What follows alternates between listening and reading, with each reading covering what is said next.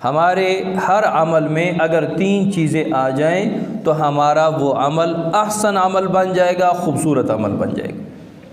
Number 1 اصلاح نیت، کہ جو بھی ہم عمل کریں اس میں نیت خالص اللہ کی رضا ہو۔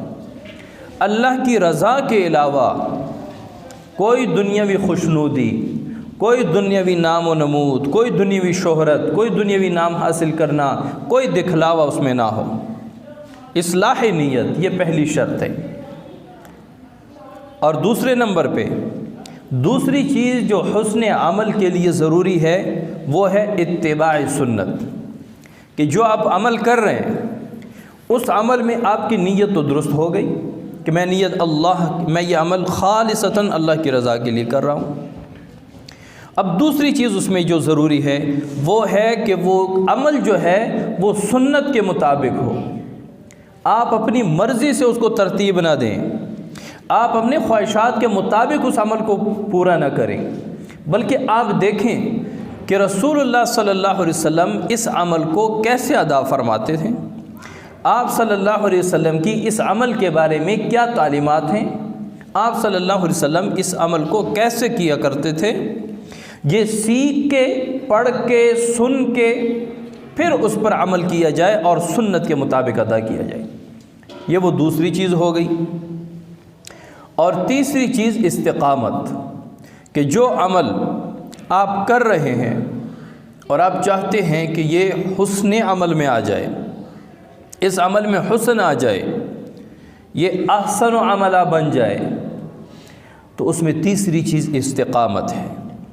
استقامت کا یہ مطلب کہ اس کو مسلسل اس عمل کو پھر آپ کرتے جائیں۔ مثال کے طور پہ آپ نے مغرب کے بعد 6 رکعات اوابین پڑھ لی، اب اس میں آپ کی نیت یہ ہے کہ میں اس سے اللہ کو راضی کر لوں، اخلاصی نیت ہو گئی۔ دوسری چیز، آپ صلی اللہ علیہ وسلم نے صلاۃ الاوابین جو ہے وہ 6 رکعات فرمائی ہے،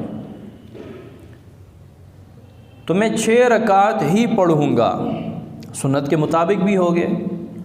اب تیسری چیز کہ میں اس پر استقامت کروں گا، مداومت کروں گا، ہمیشہ میں یہ 6 رکعات پڑھوں گا، صلاۃ الاوابین میں ہمیشہ پڑھوں گا۔ اب یہ احسن و عملہ کی تینوں شرطوں کو پورا کر کے حسن عمل بن چکا ہے۔ حالانکہ اگر آپ ایک دن بھی کریں گے اس پر اجر ملے گا، اور اگر چھوڑ دیں گے تو کوئی گناہ نہیں ہوگا۔ بعض لوگ کبھی کبھار اگر ان کی ہمت بھی ہو اور نیند نہ آئے تہجد کے وقت، تو وہ تہجد اس لیے نہیں پڑھتے کہ میرے اوپر لازم ہو جائیں گے، پھر میں ہمیشہ پڑھوں گا، پھر جب موقع مل جائے اس دن بھی نہیں پڑھتے۔ بھئی جو چیزیں اللہ تعالیٰ نے آپ صلی اللہ علیہ وسلم کے ذریعے ہم پر فرض کر دی وہ فرض ہیں، جو واجب کر دی وہ واجب ہیں، جو سنت تھی وہ سنت رہیں گی، جو نفل ہیں وہ ہمیشہ نفل رہیں گی۔ ہمیشہ پڑھنے سے وہ فرض نہیں ہو جائیں گی، وہ واجب نہیں ہو جائیں گی، تو یہ غلط سوچ ہے۔ تو یہ نفل جو ہے یا ہر کوئی عمل، اس میں 3 چیزیں آ جائیں تو وہ حسن عمل میں آ جاتا ہے۔ اصلاح نیت آپ کی درست ہو۔ نمبر 2 اتباع سنت، وہ عمل سنت کے مطابق ہو۔ نمبر 3 استقامت یا مداومت، آپ پھر اس عمل پر مداومت بھی کریں، آپ ہمیشہ کریں۔